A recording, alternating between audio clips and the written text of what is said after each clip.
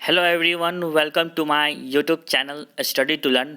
तो इस वीडियो में ईवीएस पेडागोजी के प्रीवियस ईयर प्रश्न को देखेंगे। 2011 से लेकर 2019 तक के जितने सारे प्रश्न बने हैं सारे प्रश्न को डिस्कस करेंगे। यह चौथा वीडियो है। इससे पहले इसके 3 वीडियो और अपलोड हो चुके हैं।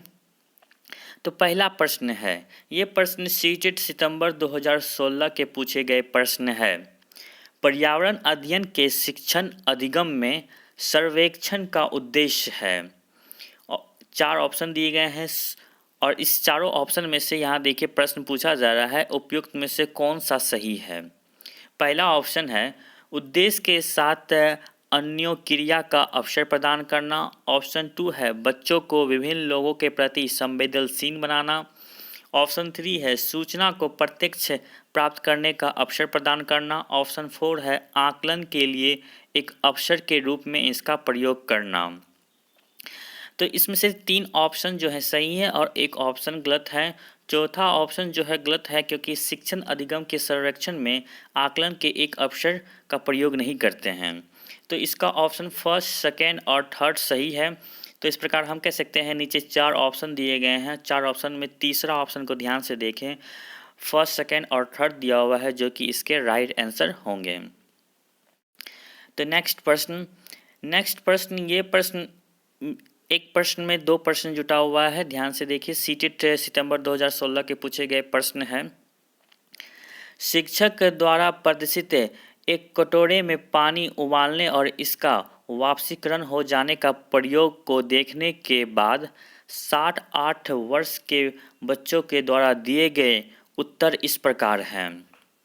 किसी ने उत्तर दिया पानी गुम हो गया, कोई बच्चा उत्तर दिया कटोरे ने पानी सोख लिया, आग ने पानी पी ली, भगवान ने पानी पी लिया। तो इसके 4 आंसर दिए हुए थे और इस आंसर के आधार पर हम एक प्रश्न बने हैं जो इस प्रश्न को बनाएंगे।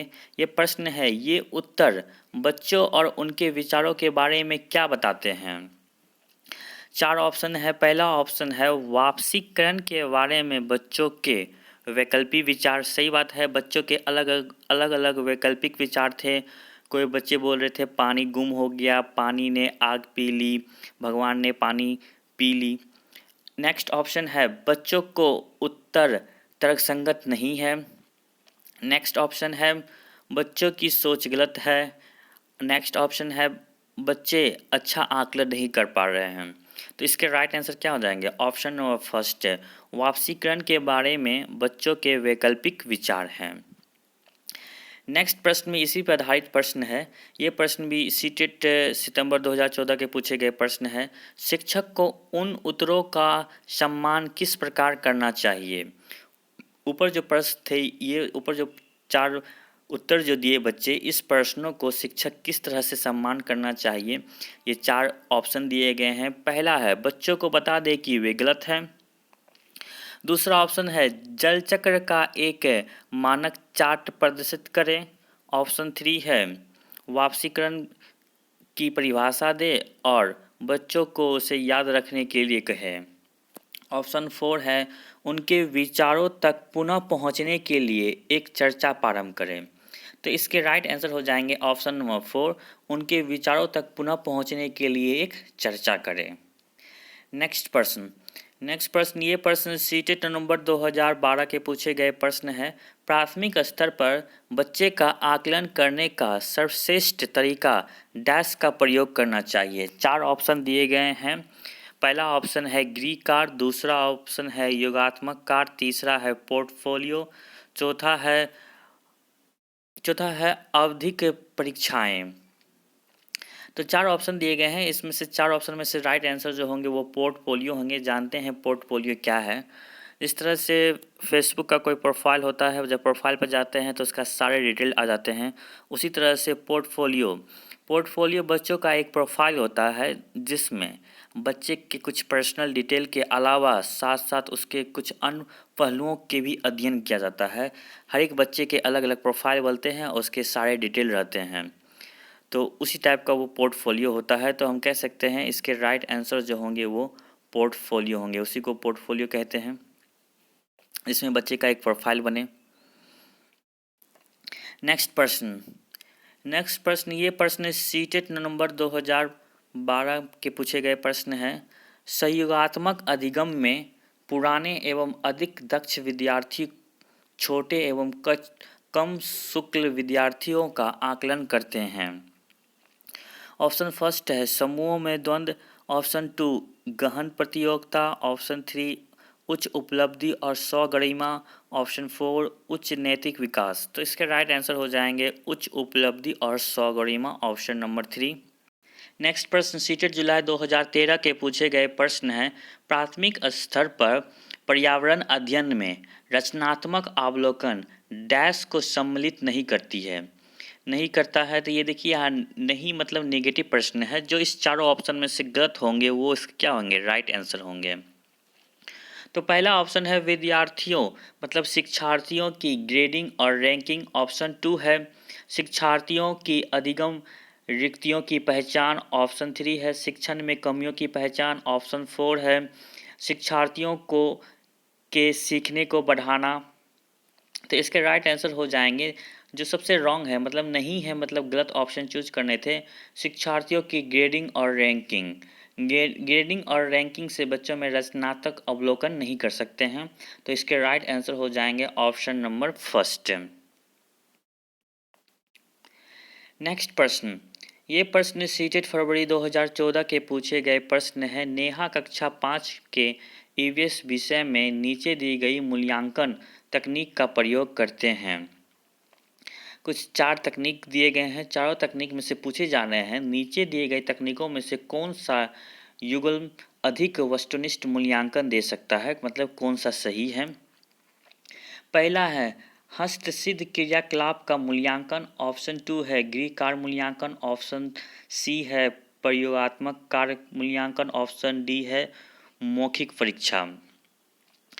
तो जब हम प्राइमरी लेवल की बात करते हैं कक्षा 5 में बात करते हैं तो उस समय बच्चे में कोई प्रोजेक्ट कार्य या गृह कार्य असाइनमेंट ये सब नहीं दिए जाते हैं। तो ऑप्शन बी और सी नहीं होंगे और हस्त क्रियाकलाप जो हाथ से हो सके एक्टिविटी और मौखिक परीक्षा होते हैं तो ए और डी होते हैं। तो इसके राइट आंसर ए और डी होंगे। नीचे 4 ऑप्शन दिए गए हैं, चारों ऑप्शन में से ऑप्शन नंबर 2 को ध्यान से देखें ए और डी है तो इसके राइट आंसर ऑप्शन नंबर 2 होगा।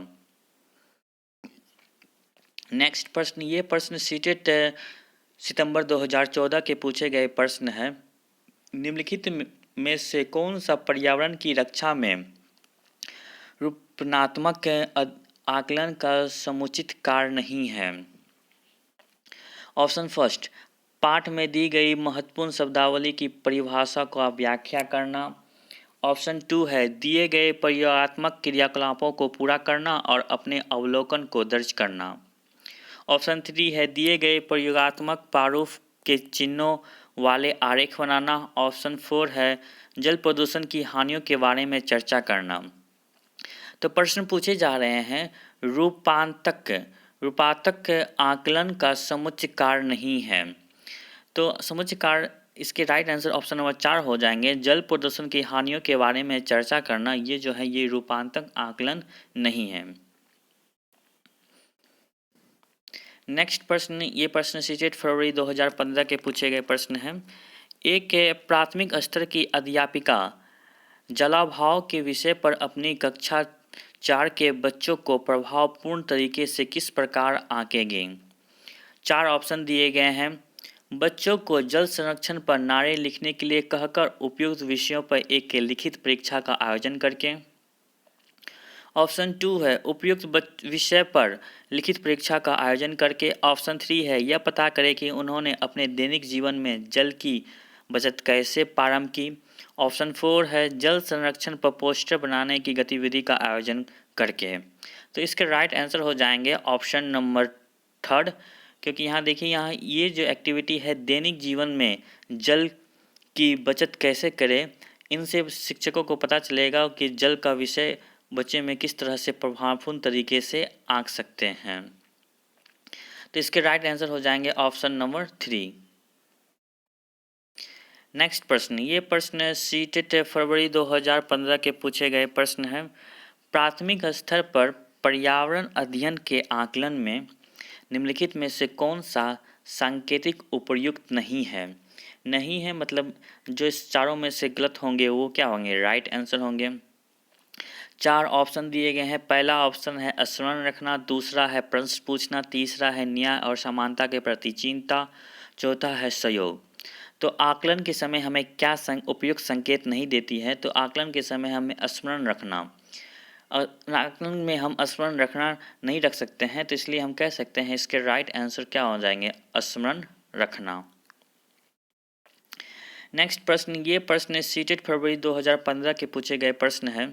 पर्यावरण अध्ययन के शिक्षण में उन प्रतिक्रियाओं पर आधारित कौशलों को बढ़ावा दिया जाना चाहिए जो पूछताछ आधारित प्रत्यक्ष अनुभव के केंद्र बिंदु हैं। निम्नलिखित में से कौन सा एक कौशल नहीं है?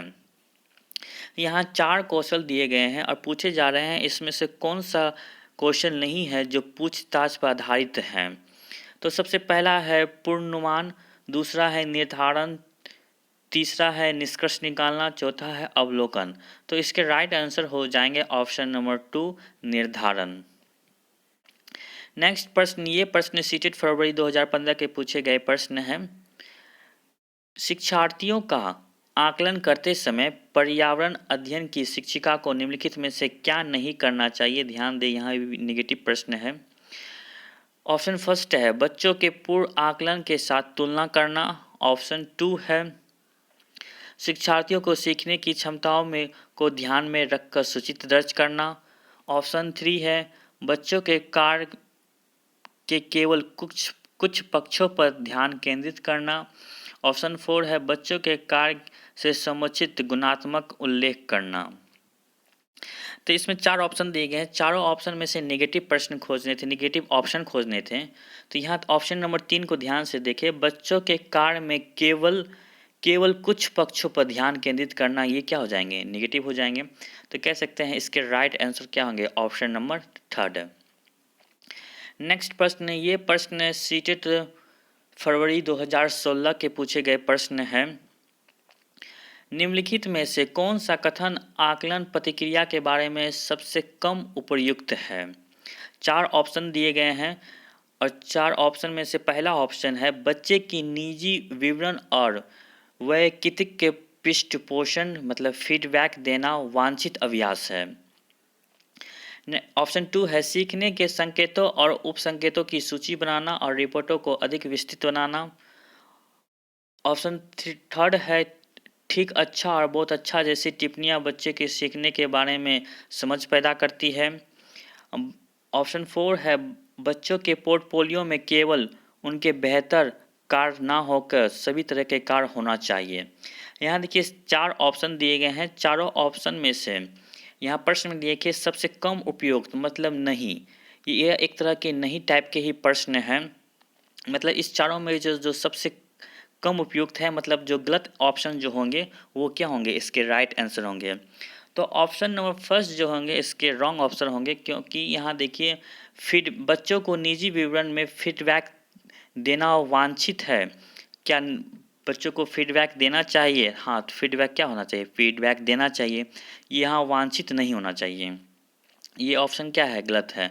बच्चों को फीडबैक देना चाहिए। ये तो ऑप्शन नंबर फर्स्ट क्या है? गलत है। तो गलत है तो ऑप्शन नंबर फर्स्ट इसके क्या होंगे? राइट आंसर होगा। तो यह वीडियो जो है इस वीडियो के लास्ट प्रश्न थे। यह वीडियो आपको कैसा लगा कमेंट सेक्शन में ज़रूर कमेंट करें, और आपको यह वीडियो अच्छा लगा है तो लाइक ज़रूर करें। यदि आप इस चैनल पर पहली बार आए हैं तो सब्सक्राइब ज़रूर करें।